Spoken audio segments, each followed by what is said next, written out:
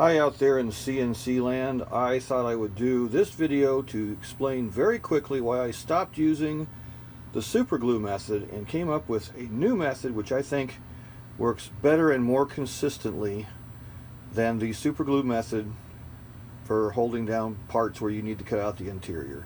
Been working with it for a few weeks now and I think I've got it pretty well figured out so I can explain it to you. So the problem with the Superglue method, so you put tape on the spoil board and then tape on the back of the object, and then you put super glue down an activator.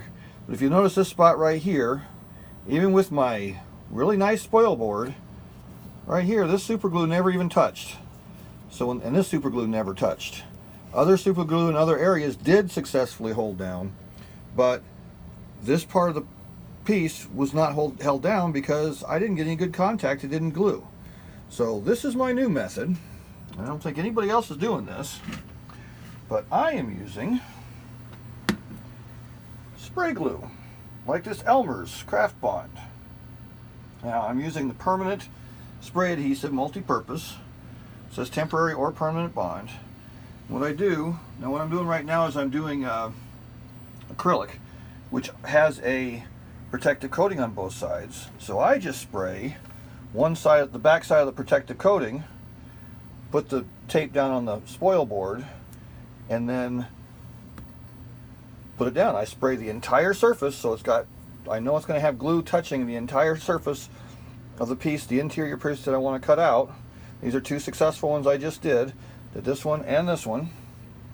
Okay, now I've got two more set up on the board already, and one of the things I figured out is that you got to give it a little bit of time to cure. It's not instant, even the temporary hold stuff. So what I do is I use paint cans, which weigh 8 to 10 pounds a piece, depending on how much paint's left in them, to weight down the piece before I do the cutting. So I spray the glue on, put it down. It's got an even coat all the way over.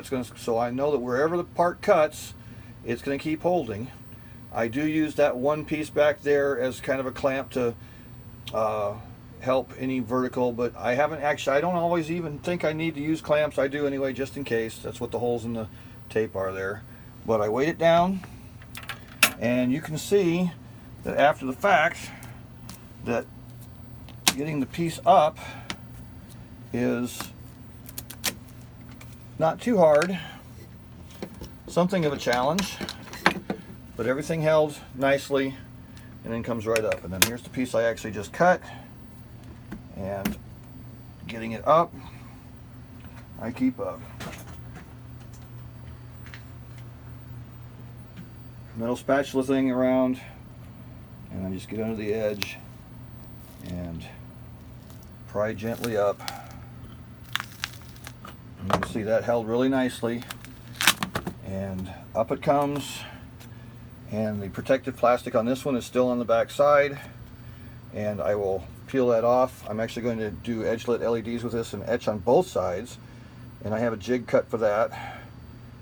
But that's my method now, and it seems to be working really well, and I think more consistently than the super glue.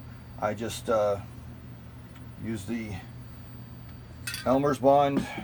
I like the Elmers. I had some 3M. This seems to work pretty good. It's about $6 a can on Amazon. Maybe I'll put a link to it that I won't make any money off of, that you guys can go to it to find it easy. But that's my new method.